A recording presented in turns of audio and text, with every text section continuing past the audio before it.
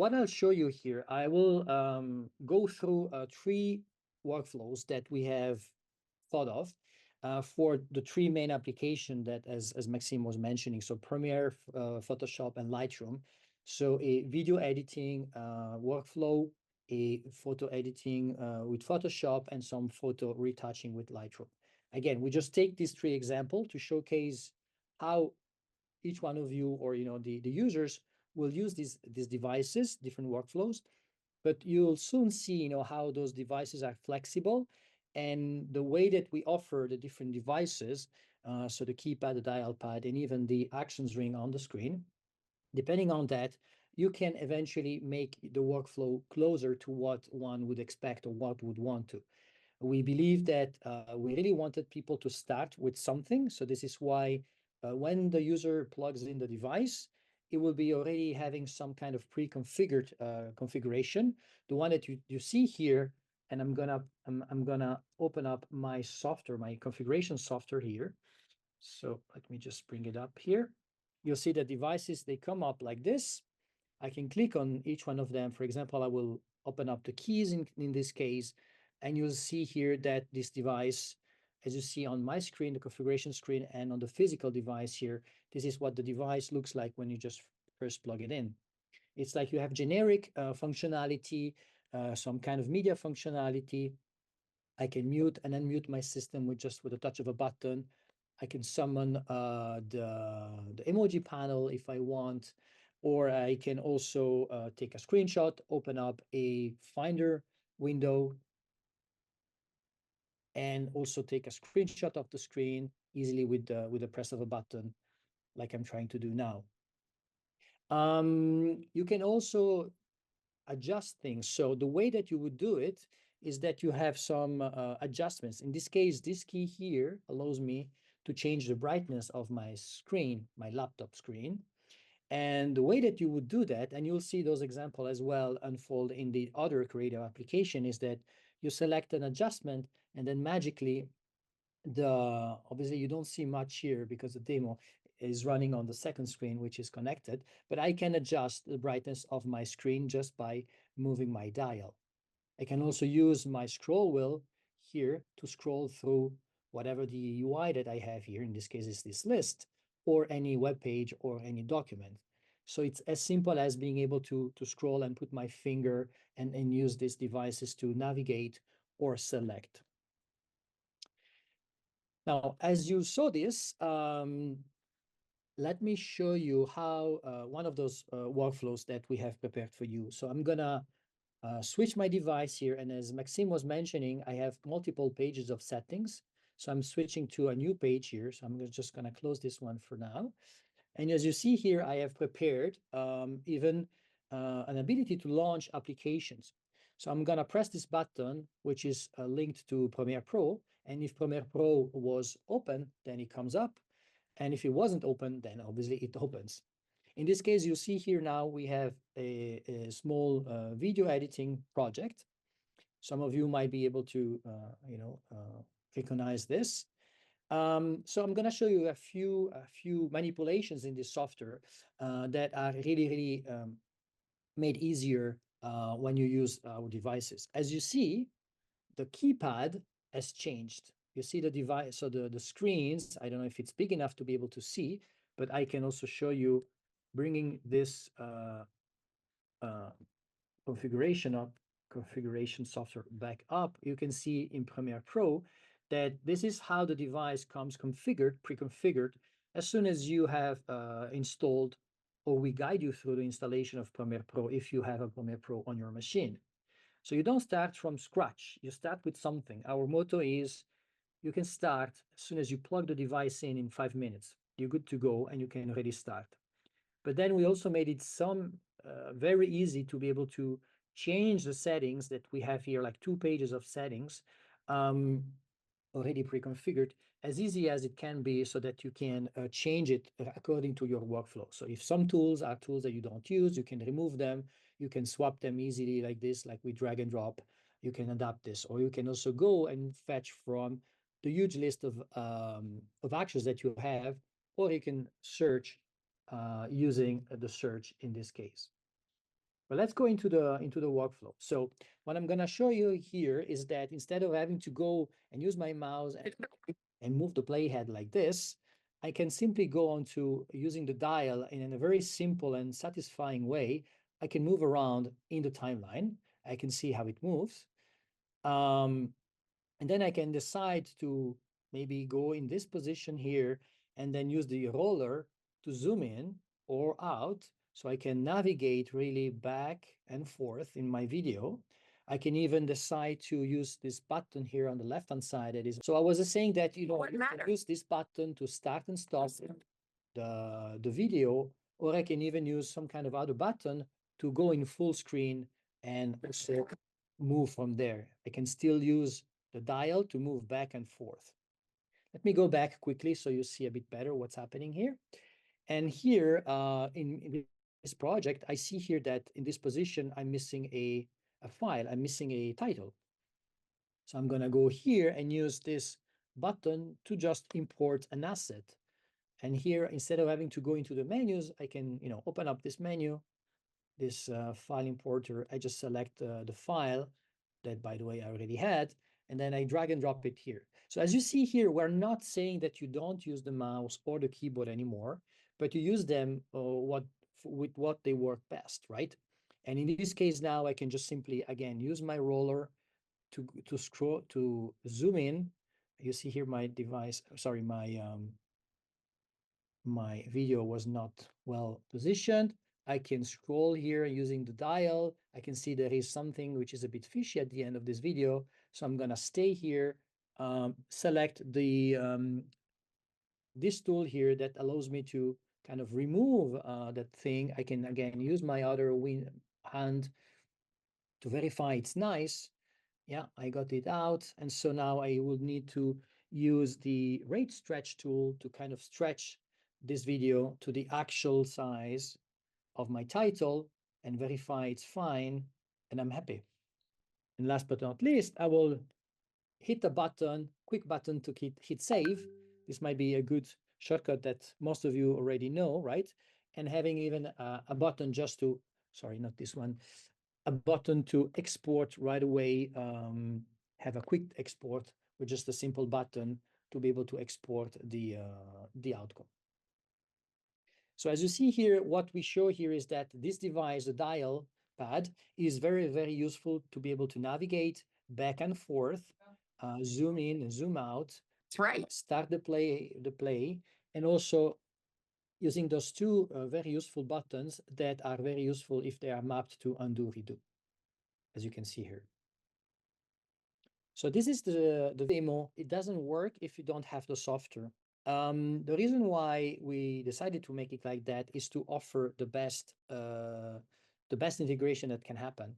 It is true that we could have been able to embed some shortcuts in the device, and then it would have worked offline, meaning without the need of a software. And this is what we offer in some of our gaming mice, right? But we wanted to, this is only limits the possibilities to shortcuts and things like this.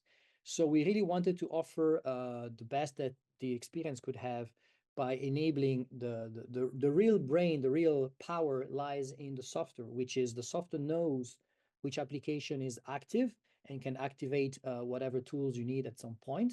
And even as Maxime was mentioning in the beginning, this native integration wouldn't be possible with just a offline and pre-recorded settings that would be stored into the device. So the software needs to be running it doesn't need to be open. So the configuration software, you can close it, but Option Plus needs to be running, yes. So the dial is not clickable.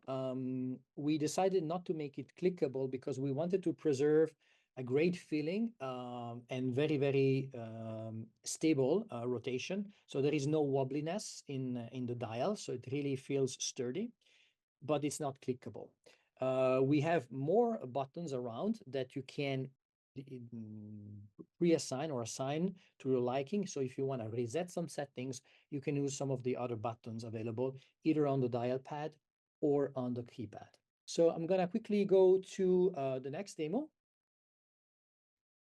which is about Photoshop. Again, as you see here, I'm not sure. So this is, let me just put this one down to rest, and here is Photoshop. So again, as you see here, the Photoshop, the device changed because now we have here some Photoshop actions. So we've been talking to Adobe, and even we've been talking to users and some of our experts as well, to be able to offer in the beginning this what we call predefined and profile, that you have those most useful tools. Again, as I said in the beginning, you might use some of them. If you don't, then you can easily change them to your liking. So what I'm going to show here is that I'm going to try to do a few modifications on this image. As an example, I will love to remove that ring that is in the center, I mean, on the desk over there, and add a few, maybe a Logitech logo, and I also want to add an image of our console to this nice desk. So I can also use some of the buttons on the keypad and then use the dial pad as well. So I'm gonna start by hitting a key to just like go in full screen, not full screen, but fit on screen. And then usually I would need to kind of remove this ring by using maybe the spot healing tool. Okay, so I will need to go here and select one of those things. So I have to go there. So I would need to use this one. And then if I want to change the size of this, I will have to go here, either use the keyboard shortcuts, which if you're lucky and you're in the US, they work very well. But if you're somewhere else, like in Switzerland here or in some other European countries, it's a bit more complicated. But you can then use this, but then when you change here the size, you don't actually see the size. So I have to go back here and say, okay, that's pretty good, and so on. But instead of doing this, you can simply press one of those buttons to activate, let's say, the spot healing brush tool here. And as I do this, I can just go over on my dial. And as I move the dial, I can already see the size of my brush. And then with one click, boom, it goes away. So very easy, very satisfying, and you can really feel in control when you do that. Now I'm gonna add the little wait, I still need here I'm gonna add in an asset, which is our nice creative console here. So I'm gonna drag it here. Why didn't it go? Okay, it's coming up. So, okay, yeah, it's coming up. So you see here, I have this one here. I will kind of resize it, but before resizing it, I will try to, remove the background because obviously this is not a good thing. Fortunately, Photoshop has a nice feature to remove the background, so I'm just trying to kind of use it. But the result is not always what you expect, right? So I can quickly go back by clicking undo on the key without having to go really on the history here. I'm gonna maybe follow a second path. So I'm gonna select the subject here. I'm gonna click here on the quick select here. I can adjust the tool size as well in a very similar way as I did before. I can do this. Now, this is not what I wanted. So let me just paint it like this so it's a bit better. And now I can also quickly create a masking layer by using another one of those buttons on the keypad directly, and boom, I have my masking layer selected. I can use transform tool, like clicking the button. I resize it with my mouse because I think this is what we believe this makes more sense, and then I'm done. And last but not least, I will also go ahead and import maybe our logo to put it on top here, something like this. And if I want to change a little bit the way that this blends into, I can go ahead and select the blend mode here. And I can easily use my dial to scroll through the different blend modes like I would if I would do this. And I can find one that I like. Let's say this one, sorry. I can also change the opacity of this layer so it's a bit less, a bit more subtle. So I can, you see, I'm selecting things on my keypad, and then I'm just going over on my dial to adjust these things. And last but not least, obviously, I would save my creation quickly, and then I would try to export it as well with one click. Sorry, this window is coming here, and then I can export and say, yeah, I'm happy with this. So this is just, again, a very small example on how you would use this device and make use of the different functionality that you have here.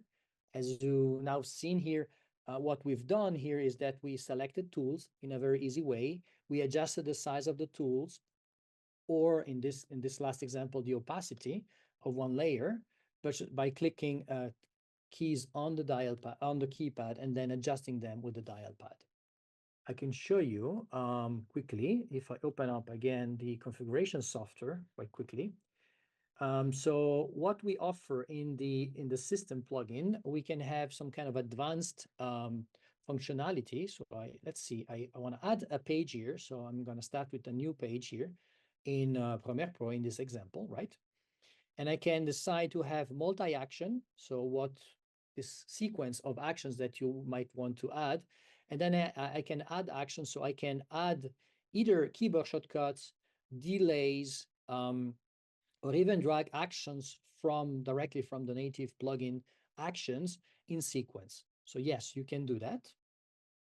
And you can, yes, if you just want to maybe have a keyboard shortcut, you can also do that. You can decide to say that this one is something to make full screen, whatever, and then you can record the shortcut, and then you can also decide to change the icon library and to change the icon, or just simply putting a bigger text.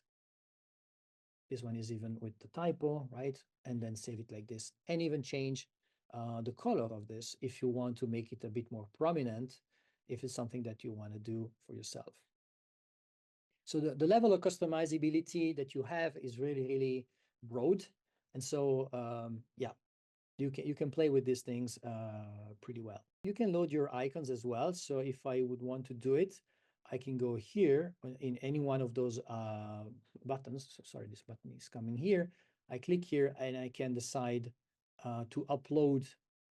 Sorry, in this icon here, I can decide to upload my own icon. So we support PNGs and SVGs.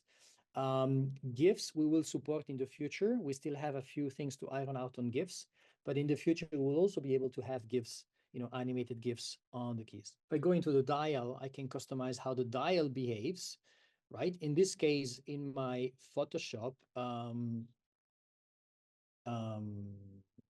profile, in this case, if nothing is assigned to the dial, it will do something, which is in this case navigate layer list. So I can use the one to go up and down into the layer list. But as you've seen, the way that we designed the system is that with one only dial, because we didn't want to have you to deal with many dials and have a device that becomes a bit larger, we needed to find a new system to make it available as well to you to be able to adjust multiple things. And this is what we did, meaning that you have to select an adjustment either with a key or with a key on the keypad. And then as soon as you do that, the dial will adjust that. In the example of Photoshop, as you've seen here, I was pressing one of those buttons here, the brush tool, and automatically the dial would be assigned to change the size. If I selected the opacity of a layer, then the dial will do the opacity of that layer.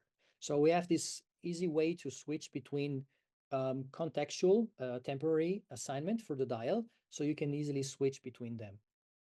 But if you want to do something on yourself, then I guess maybe some people would say, but yeah, but if I need something else, we also have something which is called dial adjustment. If I do drag this, I can decide to generate a keyboard shortcut when I turn the dial in one direction, and another keyboard shortcut when I turn in the other direction. So in this way, you can also do it with things that you really want to do very, very close to what you need, and specifically something else that maybe we don't have support for just yet in other applications. So you can also do that. Let me launch Lightroom Classic in this case. So we have support for Lightroom Classic. Lightroom Desktop, not yet. We reckon that most of the photographers are, and professional photographers are using Lightroom Classic. But we've been talking as well with the Lightroom Desktop team, which is a separate one, to be able to bring native integration with that one as well in the future. So as you might know, right, Lightroom is a bit complex. I mean, you have different modes. You have library mode and dev mode. And I don't know if you see on my device, as soon as I switch between the two modes, my device has different settings. So even in this case, the plugin detects the fact that you're in one mode or the other, and then changes the device accordingly. So what I'm going to show you today is the third addition to the console, which is the software overlay that you might have heard and seen there. So the way that I would summon this overlay, which happens to appear on the screen, is by clicking this button here. So with this button here, I have these different tools that are available to you. And then I can as easily as decide to over each one of them. You can see here that we mapped temperature, tint, exposure, contrast, and so on, but you can customize them. And the way that I would use it in this example, I would over temperature and then use the dial to change the temperature quite quickly. Then I can over the tint and move a bit as well, like this. Maybe reduce the exposure, maybe a bit more contrast, augmenting the highlights. So you see here, you don't see my mouse, unfortunately, but I'm using the mouse to move over these elements. And then my second hand on the left-hand side is used to adjust these things. And as you see here, as I adjust these things in the different things, is as if I would go here, click this tiny slider and move it around like this. But instead, we offer you the way to do this like in a very easy and fast way. You see here, I'm just doing these things quite quickly. And even this panel doesn't have to be open to work with these things. Again, this is a very short sneak peek into some ways in you could use these devices. In the end, we really believe that people will be also able to start from this and customize the different settings to their liking, due to the fact that we have so broad flexibility into the system.